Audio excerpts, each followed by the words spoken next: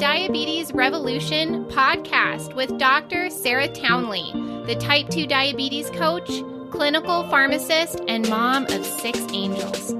You don't have to struggle and fight with your blood sugars for the rest of your life. I'm here to teach you the skills you need to control and even reverse this disease. There is such a thing as getting off your meds and creating a future free from diabetes. And you can have it too. Let's get down to business. Okay, you all. I know I haven't been consistent lately, but I'm just going to tell you what. It's my kids' fault. I'm just kidding. I laugh that every time something is not going well, I just blame it on my kids. You guys know I have 6 kids. Like, the oldest is 13. Definitely, they are causing problems. No, I've just been inconsistent because that's what I feel like doing right now. And I know you guys love me anyway and are happy when I post an episode anyway. So that's how I'm going to do it from now on until I get, it could be that I'm just like super consistent here and sometimes I might take a little break, but I'm giving myself permission, you guys, to do what pleases me. And really, that's what I want you to do for yourself too. Put your desires and your priorities first. And if that means that you want to spend more time nurturing your relationships or taking care of your body or focusing on self-care and whatever it is that brings you joy, like by all means, please do that. Today, I'm inspired to speak to you about something that I haven't quite gotten super clear on in my head, but I've had some time to roll it around and even verbalize it with one of my newest clients. I had a client come to me, you guys, who was interested in doing a plant-based, like a whole food plant-based diet. What does that even mean? It just means no animal products and no refined carbohydrates.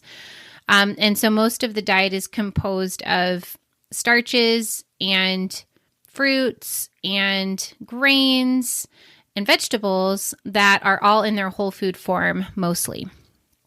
And it's really fun because I actually experimented with this diet in the month of April. I'm one of those people who is just insatiably curious, okay? I love to immerse myself in cognitive dissonance. Sounds really weird, but I just really enjoy it. I enjoy going to the other side of the field and finding out how those people think. Knowing that there's probably going to be some attributes and some truth to what that other camp is espousing as the truth. And so that's what I've been doing. And it's really fascinating to me that I attracted a client into my orbit at the time that I was playing with that, who was really interested in exploring that sort of lifestyle as the solution to her diabetes. And so I've been in it for the last, I would say, 6 weeks. And it's just been getting more hot and heavy as I've been looking into research and connecting with people who follow this kind of lifestyle and then actually living from that lifestyle in my day-to-day life.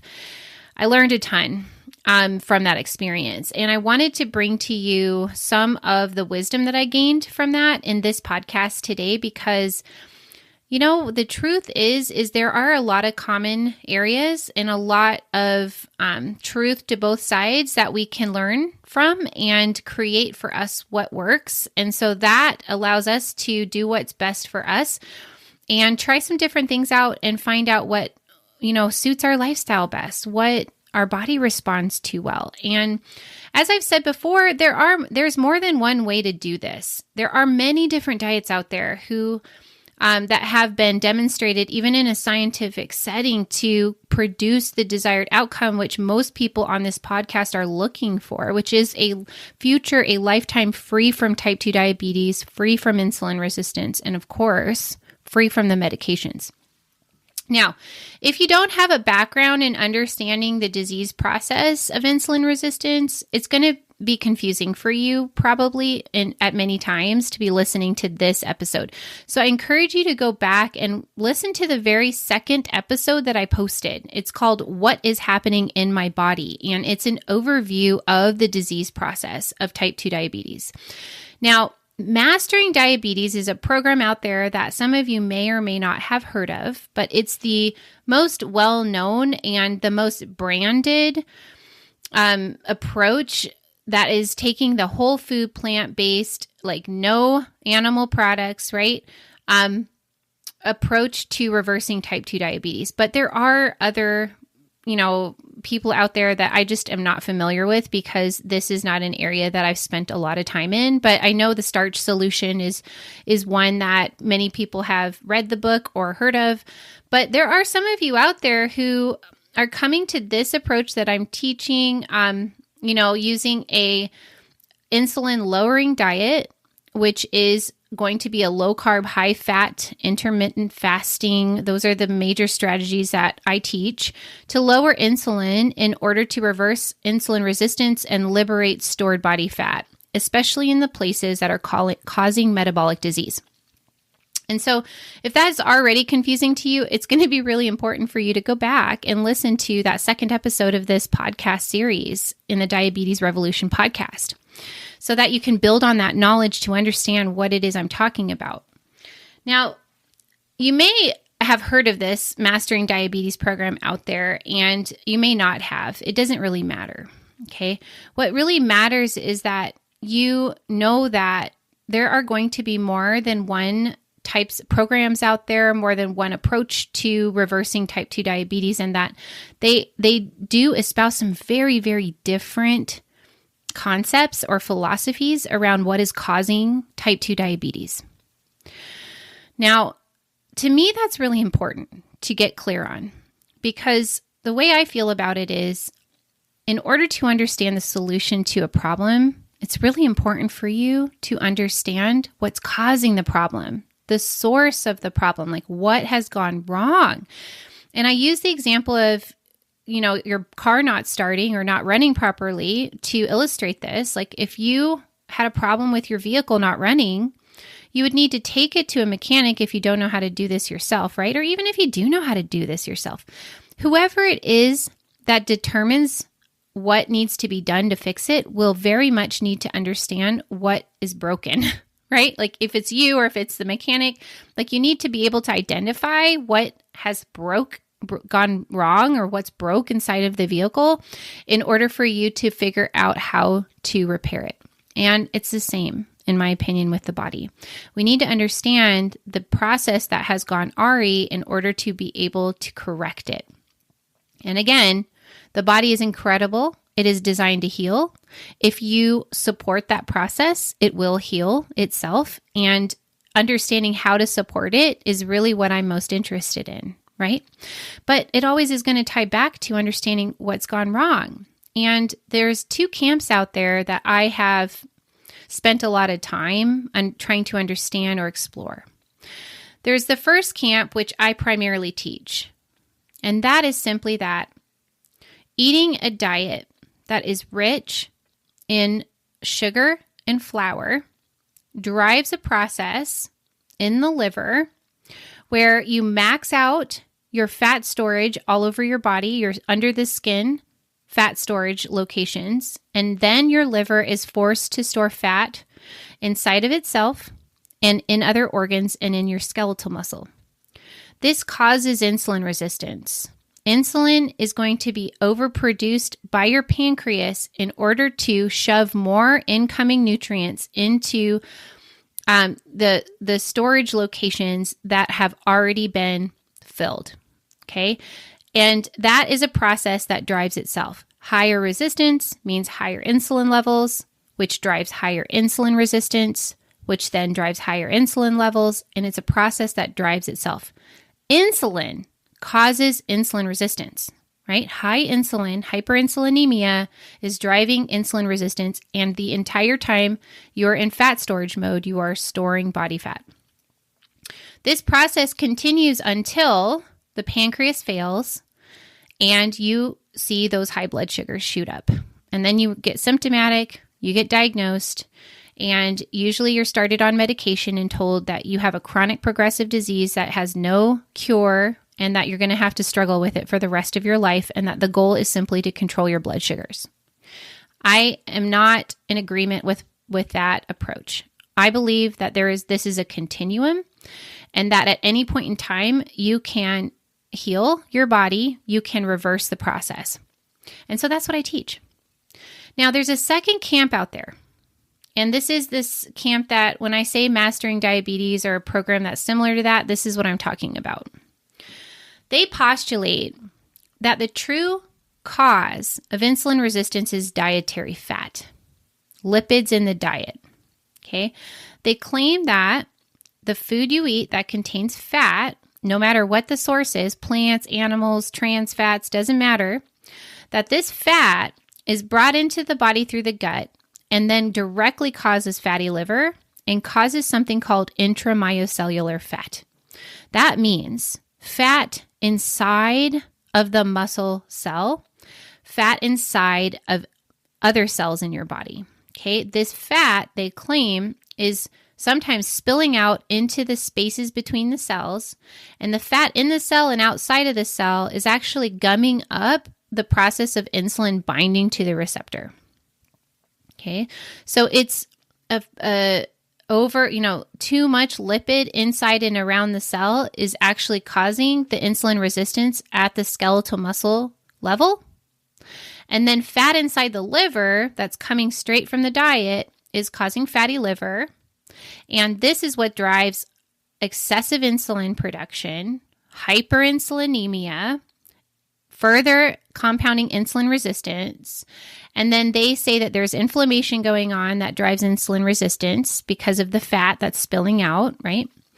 And then in that process, eventually the pancreas, the beta cell that makes insulin in the pancreas, becomes overstressed and the cells commit suicide. They call that apoptosis. That's the scientific word for cellular death. And that the process of stress and inflammation that is driving the insulin resistance is causing the pancreatic beta cell to commit suicide. Okay. And then your pancreas fails, then your blood sugar goes up, then you know you have diabetes. So there are actually truths to both of these. Okay. And I love that. I love it that we can take from both sides and that we can look at how they're common and look at how both of them are true and then use both of these philosophies or methods, to understand how to craft a solution that will work for us. And that also jives with our preferences. Okay, because the only plan that's really going to work for you is the one that's sustainable. And that means that it's going to need to fit your preferences and the way you live your life. For me, I got 6 kids and a husband. Okay, and I travel a lot. I'm at a lot of people's houses. I like convenience. I do like to cook, but not all the time. So I have some preferences that really make certain types of lifestyles more I can assimilate them better than other types. And every one of us has that. And so it's going to be important to understand what components of both of these approaches are going to help you craft a lifestyle that fits your life so that you can keep doing it and keep being diabetes free. Now, I have spent some time hanging out with researchers, reading a bunch of primary literature that's been publishing the actual direct research that's being done to investigate the pathophysiology or the process of disease of type 2 diabetes. And I've been doing it in both camps, okay? And I've learned so much. It's just been, and then I've lived it, right? And I've learned from that experience too. And so I want to share what I see to be useful and helpful and probably true about the differing approach of mastering diabetes to what I normally teach. And we can use that information to get smarter and stronger. Okay, so remember, we're talking about a diet that is very, very different from the diet that I have traditionally taught and still follow myself. Okay, so if I follow a low carb, high fat diet with intermittent fasting, and I teach that to my clients, and it yields amazing results, right? Whatever. I've been looking at the complete opposite type of diet. We're talking high carbohydrate, very low fat diet. This looks like eating primarily grains, right? Like quinoa and rice and oatmeal, things like that. Plus tons of fruit. I mean, tons of fruit. The sugariest kinds of fruits like mangoes and pineapples, okay? Plus vegetables, starchy vegetables included. So that's going to look like potatoes and sweet potatoes and corn and beets and carrots, and plus all the leafy green vegetables that grow above the ground that are very, low, I guess, in carbohydrates. Okay, so what they say is that you need to be keeping your fat content less than 10% of your total diet intake, your total caloric intake. That's very low. And also very low protein. So not a lot of protein is coming in with this diet. It's almost all carbohydrates, and it can be hundreds of grams of carbohydrates from whole foods every single day.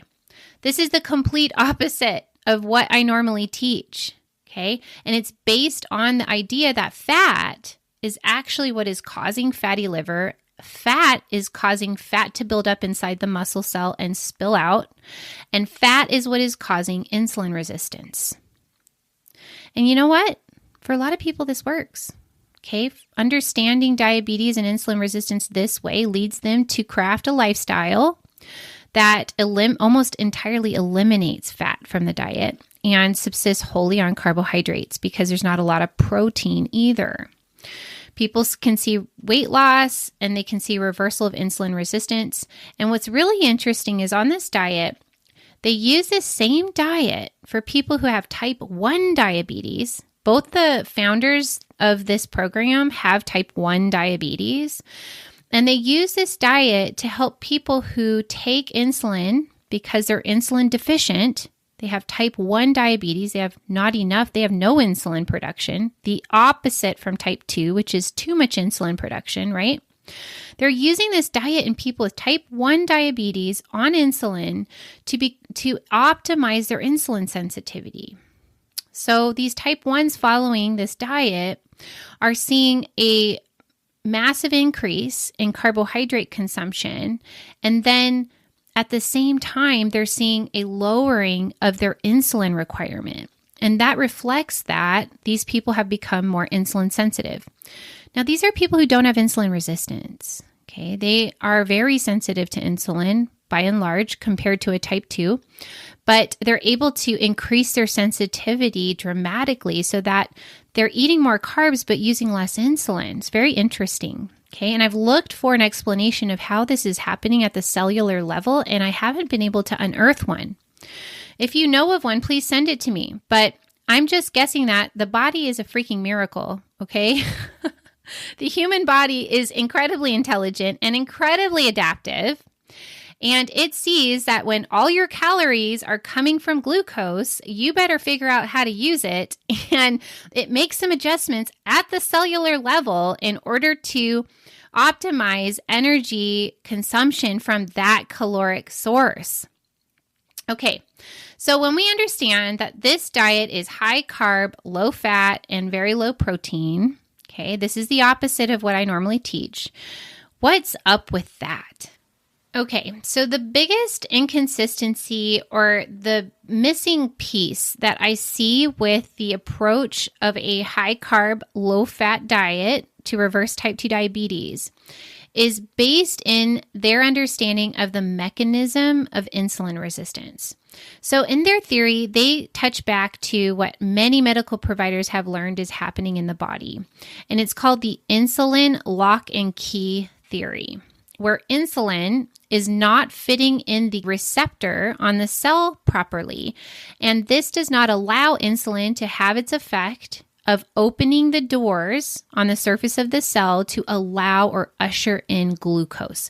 Glucose remains on the outside of the cell, unable to get into the cell, and it's because insulin is the key and it is not fitting in the lock, which is the receptor on the cell properly. What's really interesting is that we actually have no evidence to show that there's any structural dysfunction happening with either insulin, the hormone, the chemical, molecule of insulin, or the lock, that receptor, and the two apparently not fitting into one another properly, being the cause of insulin resistance, isn't consistent with any kind of research that's been shown to say that they're not fitting in properly with one another. And that aside, let's talk about how there's this inconsistency in the body in how this theory would be applied. What I mean is that if we know that there's systemic insulin resistance, insulin is not having its intended action all over the body, which has become resistant to insulin and is now insulin resistant, right? Why is it that other parts of the body apparently seem to be hypersensitive? Okay, and the case in point being the liver. So one of the actions of the liver is to store excess nutrition, excess food energy in the form of glycogen and body fat. Okay. And so if insulin is the signal that tells the liver to do that, why is it that the liver seems to be hypersensitive to insulin for that function in a person who has insulin resistance, right? We see a much higher rate of something called de novo lipogenesis, DNL, which means the creation of fat from glucose or proteins, doesn't matter which. It's just the creation of new fat, new triglycerides and new fat from excess carbohydrate and protein energy. And in people who have insulin resistance, we see an uptick in this. This is abnormally high. We're having a higher rate of DNL happening and more fat being stored in the liver than in a person who does not have insulin resistance. I find that really interesting and useful to note, okay? So the liver is hypersensitive to the action of insulin when it comes to the creation of new fat that ends up being stored inside the body as body fat. And it can be stored under the skin or stored inside of the organs, which is where we see the development of insulin resistance and metabolic dysfunction, like the liver is becoming fat, right? Non-alcoholic fatty liver disease always precedes insulin resistance at a systemic level. So when you go into Mastering Diabetes content, which is prolific, they have a podcast, they have books, they have website, they have courses you can take, they have a coaching program. When you ask that question of like, how are you saying that fatty liver is being caused by dietary fat and not from carbohydrates and from overconsumption of carbohydrates and protein? They cite research that shows excessive overfeeding of carbs in healthy men and that there was not a lot of fat that was created from the overfeeding of carbs. They were able to actually trace the carbohydrates that they overfed with and showed where it ended up in the body. And they did not see a lot of de novo lipogenesis and fat deposition in the liver with massive overfeeding, okay? And why this is problematic is that they're doing it in healthy men who are not obese, who do not have insulin resistance. Okay, this research is citing a subject pool of people who are otherwise very healthy. And that's not what's happening in people who have type 2 diabetes. Okay, people who have type 2 diabetes have reached something that is called their fat threshold, their body fat threshold. This is a really important piece of understanding the disease process of insulin resistance. So your fat is responsible for your liver is responsible for making fat from extra energy that you're consuming in your diet and shipping it out to be stored. It's supposed to do that in subcutaneous fat storage locations. So that means under the skin, right? Like on your butt, your thighs, under your arms, your chin, like all those places that we love to jiggle, that we can grab and jiggle, right? Those are safe locations and that are meant to house extra body fat.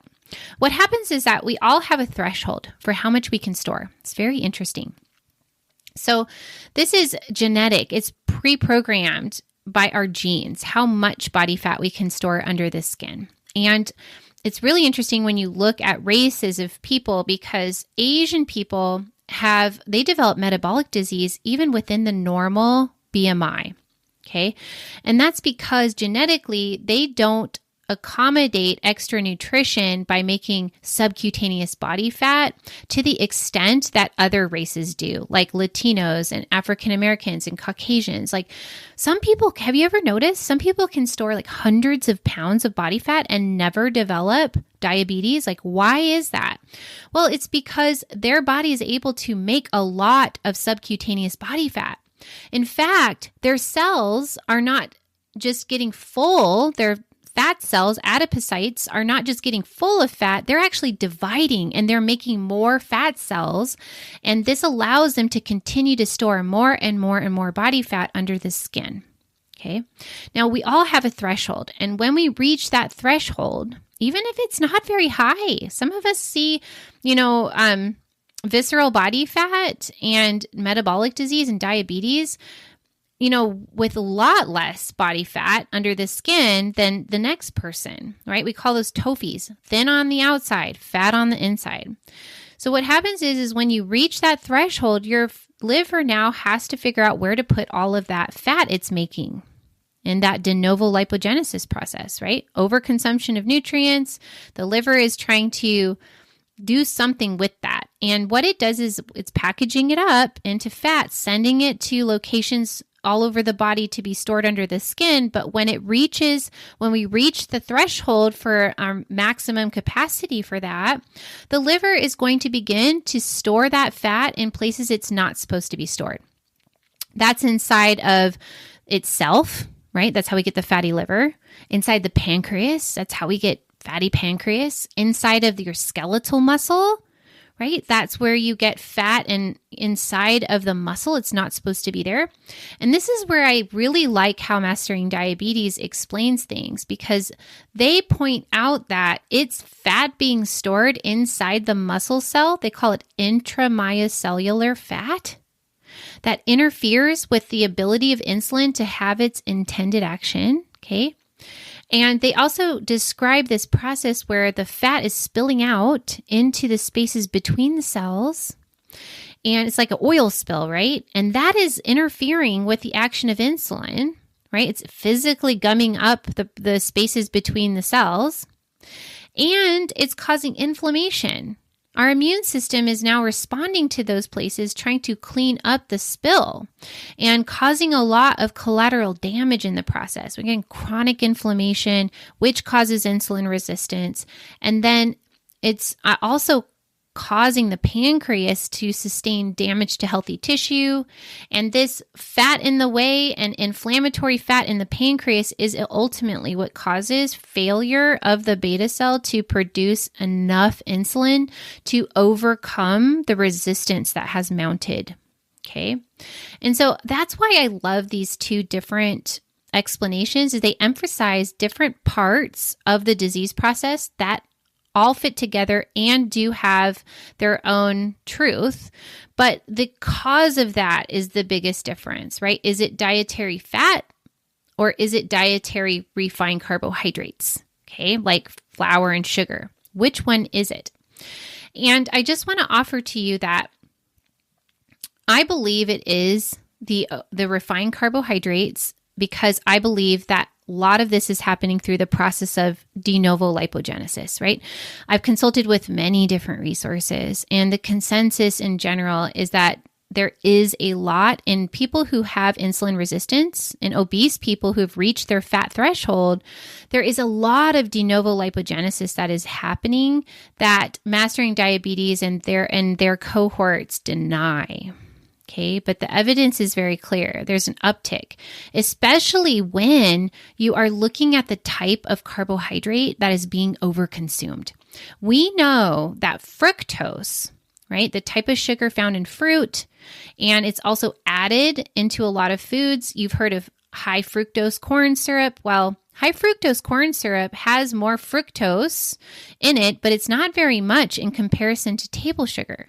High fructose corn syrup is 55% fructose, 45% glucose.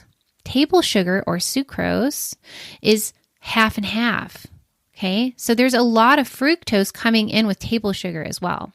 And fructose, the only organ that can process that is the liver. And we have seen that people who consume a lot of fructose in their diet see a much higher yield of fat creation through de novo lipogenesis than people who are just, eating other types of sugars or eating starches primarily. Okay, and so that is a really important distinction that we need to understand. And I haven't seen anything in, the high carb, low fat world that directly addresses that. They just ask you to eliminate all refined carbohydrates. And so that brings me to my next point for this podcast, which is, what do they all have in common? I think that is really valuable to look at. Like, how can we use both theories to craft a lifestyle that's going to work for us? So what do they all share? They share similar things in the pathophysiology, but they also share strategies that there's quite a bit in common here. We're looking for weight loss. Okay. The bottom line is that overconsumption of energy is the primary problem, no matter what camp you belong to. Okay. Your body is very intelligent. It is going to figure out how to thrive and drive all of those cellular processes with whatever food that you are able to eat in your environment. Okay. So if you're living in an environment and subsisting primarily on carbohydrates, your body is going to find a way to thrive on that diet. And conversely, if you are thriving in an environment or living in an environment where most of your energy is coming from animals, right? Like hunting, if you think of that, then your body's going to figure out how to thrive on that. And when you overconsume, you open yourself up to this necessary process of energy storage, right? And that energy storage, no matter where you think it's coming from, is what is causing the dysfunction, the metabolic dysfunction in the body. And so both camps agree overconsumption of food is the primary problem. Whether you are doing it with carbs or you're doing it with fat, it doesn't matter. Overeating is the first thing that needs to be addressed. The next thing that they also commonly see is that weight loss is going to drive healing in the body.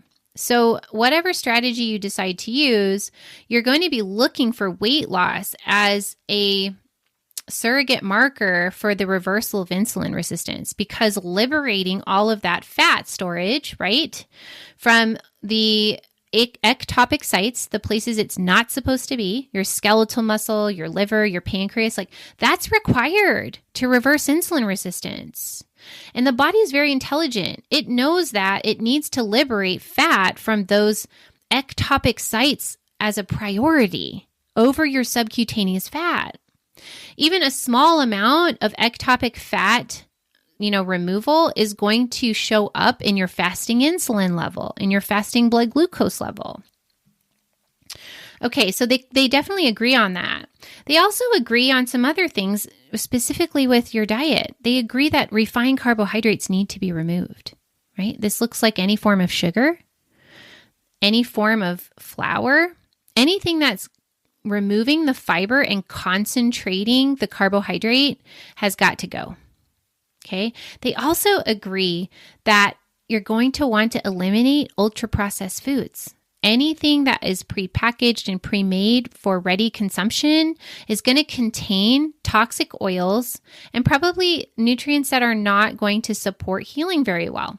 They want you to remove, both sides want you to remove any kind of toxic oil, prepackaged, pre-made foods, ultra-processed foods.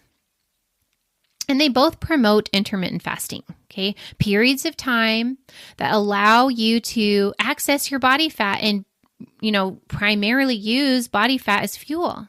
When you're in a fasted state, you're not eating, right? So you've got to get your energy from your stores. And fasting is a state that allows you to spend more time doing that. There's a very big imbalance in most Americans' diets where they're eating more of the day than they're fasting. And this imbalance is leading them to be in fat storage mode more often than they are in fat burning mode. It's just a slow recipe for weight gain and fat accumulation, right? And so Both camps are going to support allowing your body to fast for longer periods of time. And I teach that to begin as time-restricted eating. You can go back and listen to the podcasts that have to do with why fasting works and the practical tips to apply fasting in your life. So the last thing I want to wrap up this podcast with is just remembering that even though diet is definitely the biggest influencer of the development of insulin resistance and going to be the biggest strategy to reversing insulin resistance, no dietary strategy is going to address some of the other influences that are driving insulin resistance in most of our bodies. And so those things look like, stress.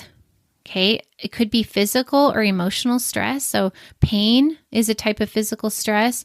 Emotional stress would be, that fight or flight, that survival mode. I have a whole podcast on how to manage your stress and why it's so important to reversing diabetes. For many of us, stress has been a big player in the development of our diabetes. And so managing that is going to be in addition to whatever dietary strategy that you are using. The other one is sleep. Our modern environment is, for a lot of us, causing us to have inadequate amounts of sleep, not very restful sleep. And so getting good quality sleep is super important because that's when your body is healing, right? That is when you are regulating your hormones and you are burning fat and you are resting. Like, this is very important for your body to be able to heal. And then the last thing I want to mention is, again, overeating, those behavioral habits and those thought processes that lead us to overconsume food, no matter what is on our diet, even when it's healthy food, you guys. Like, how many times have you, justified overeating because the food is actually on plan, like it's healthy food? Like, overconsumption is going to be very important to address. And that comes down to our behaviors, right? Our thoughts that drive us to feel a certain way, that cause us to take the action of overeating. And that's what coaching is really for, is to help you apply and stick to your own strategy, your own lifestyle plan, so that you can see the results. You can actually test and measure how your body responds to that particular intervention, that particular dietary intervention. And so that's what I mostly do with my clients beyond teaching them the strategies and tools, right? Is learning how to consistently apply and learning how to discover how you've been using food that is not serving you anymore, is not going to serve you in creating a future that does not include high blood sugars and struggling with your diabetes and taking lots of medications. All right. I hope that you guys got a lot out of this. I had a lot of fun learning and comparing and sorting through, even though it was actually a lot of energy it required for me to do that, concentration, focus, and research and reading and learning. I love doing that for you. I love doing it for me. I'm a person who really likes to understand the why behind what it is I'm doing. I respect and admire the person who can just do it without understanding why. But when I understand why I'm doing something, it creates meaning and purpose behind the actions that I'm taking. And that means I'm going to be doing it more consistently and more deliberately in order to see whether or not this experiment that I'm doing is going to work. And remember, that's what coaching is for. It's for allowing yourself to take more consistent action in a way that feels good to you so that it's sustainable over your lifetime. And if you have any questions or want to know more about how to work with me, I want you to go to my website, sarahtownley.com, and hit me up. I will see you on the next episode. High five for tuning in with me today. You are getting smarter and stronger when you show up for yourself this way. You can get more free tools to help you control type 2 diabetes on my website, sarahtownley.com. And if you're serious about ending your struggle with diabetes, join my membership, The Diabetes Revolution, where you work with me in a community of people just like you. See you on the next episode.